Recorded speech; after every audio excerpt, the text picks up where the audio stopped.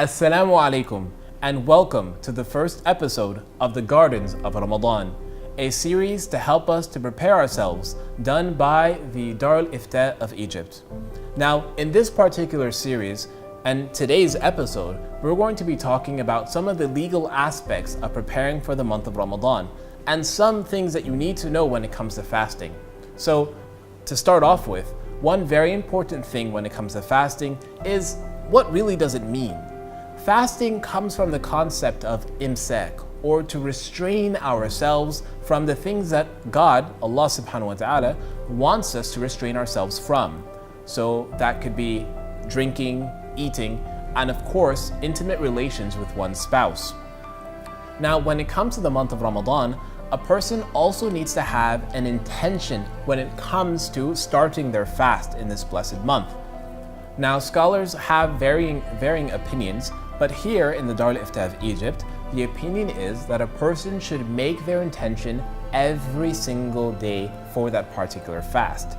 And the intention should be made prior to the adhan of Fajr, meaning any time prior to that, in the night or even in the early morning, a person can make their intention for that particular day of fasting.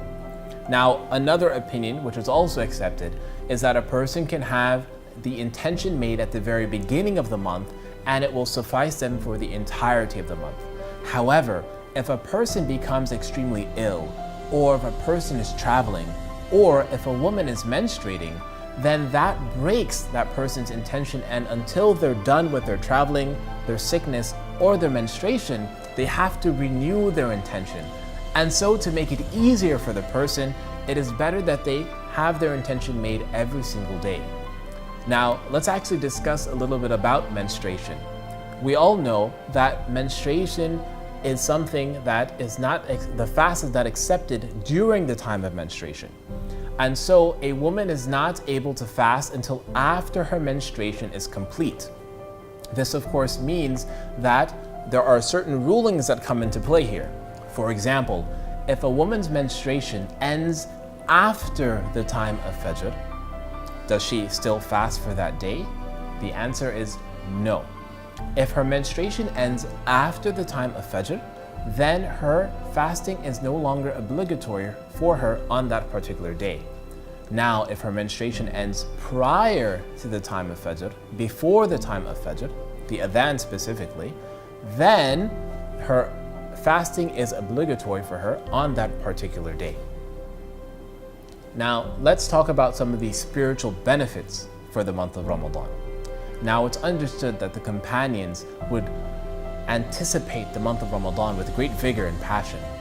In fact, it was said that they would call on Allah subhanahu wa ta'ala to allow them to see the month of Ramadan. And after the month of Ramadan was completed, they would ask Allah for almost half of the year to accept the previous Ramadan from them.